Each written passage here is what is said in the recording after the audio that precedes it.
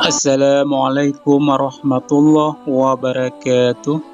Inilah kisah Nabi Hud dan angin kencang mematikan untuk kaum Ad. Sahabat pena Islam, Nabi Hud alaihissalam adalah nabi dan rasul keempat yang patut diimani. Kisah Nabi Hud banyak terdapat di dalam Al-Quran. Nama Hud bahkan juga diabadikan dalam sebuah surah, yakni surah Hud, surah ke-11. Nabi Hud diutus memberikan peringatan kepada kaumnya, yakni kaum Ad. Kaum Ad adalah keturunan Nabi Nuh yang tinggal di Al-Ahqaf, suatu wilayah di bukit berpasir Arab, sesuai dengan Quran surah Al-Ahqaf. Suku Ad termasuk suku tertua di dunia dengan peradaban yang maju. Di dalam Quran surah Al-Fajr disebutkan, kaum Ad memiliki bangunan-bangunan yang tinggi. Allah juga melebihkan kekuatan serta kekayaan pada kaum Ad. Namun kekayaan yang diberikan kepada kaum Ad membuat mereka tamak, lupa diri, dan jauh dari Allah Subhanahu wa Ta'ala. Mereka mulai menyembah berhala yang diberi nama Samud, Sada, dan Al-Haba. Maksiat pun ikut merajalela. Allah lalu mengutus Nabi Hud untuk memperbaiki akhlak dan kelakuan kaum Ad. Dan ingatlah Hud, saudara kaum Ad, yaitu ketika dia memberi peringatan kepada kaumnya di Al-Ahqaf, dan sesungguhnya telah terdahulu beberapa orang pemberi peringatan sebelumnya dan sesudahnya dengan mengatakan, janganlah kamu menyembah selain Allah, sesungguhnya aku khawatir kamu akan ditimpa azab hari yang besar. Quran surah Al-Ahqaf ayat 21. Setelah diangkat menjadi nabi dan rasul, Nabi Hud mulai memberi peringatan kepada kaum Ad. Nabi Hud menyuruhkan kepada kaumnya untuk menyembah Allah dengan menunjukkan bukti-bukti keesaan Allah.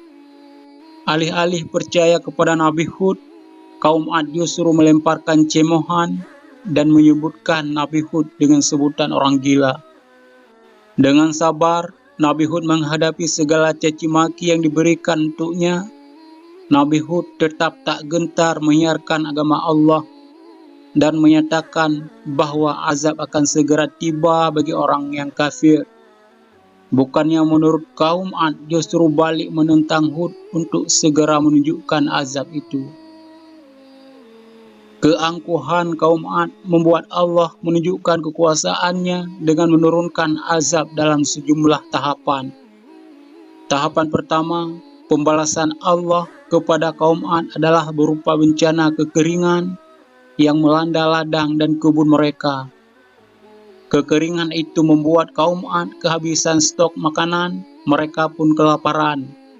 Kepada kaum Ad, Nabi Hud menunjukkan kekeringan adalah azab Allah. Namun kaum Ad tetap tak percaya pada peringatan Nabi Hud dan tetap menyembah berhala. Kaum Ad yang semakin kafir membuat Allah Subhanahu wa Ta'ala murka. Lalu Allah menurunkan awan hitam yang disambut dengan sukacita oleh kaum Ad. Namun awan itu bukan awan penanda hujan, melainkan awan disertai angin kencang yang membawa bencana. Maka ketika mereka melihat azab itu berupa awan yang menuju ke lembah-lembah mereka, mereka berkata, inilah awan yang akan menurunkan hujan kepada kita. Bukan, tetapi itulah azab yang kamu minta agar disegerakan datangnya, yaitu angin yang mengandung azab yang pedih. Quran surah Al-Ahqaf ayat 24. Dalam surah Al-Ahqaf disebutkan, kaum Ad ditimpa oleh angin yang dingin dan kencang yang berputar membinasakan selama 8 hari 7 malam. Angin itu menghancurkan dan menyiapkan kaum Ad di muka bumi. Mayat kaum Ad berserakan ditutup pasir-pasir, sehingga mereka kaum Ad menjadi tidak tampak lagi di bumi, kecuali hanya bekas-bekas tempat tinggal mereka. Demikianlah kami memberi balasan kepada kaum yang berdosa. Quran surah Al-Ahqaf ayat 25. Tak ada yang tersisa dari bencana besar ini selain Nabi Hud alaihissalam dan orang-orang beriman yang berlindung di sebuah lembah.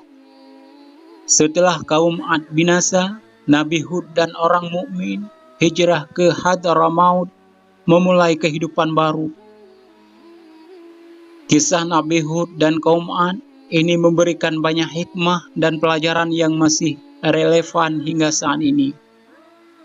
Pertama, kekayaan dan kekuatan kaum Ad merupakan titipan Allah yang tak patut disombongkan.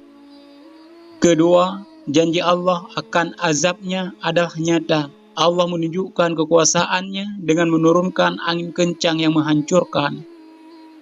Ketiga, kesabaran dan kegigihan Nabi Hud menyuruhkan agama Allah layak ditiru hingga saat ini. Hanya di sini saja video kali ini. Semoga bermanfaat. Assalamualaikum warahmatullahi wabarakatuh.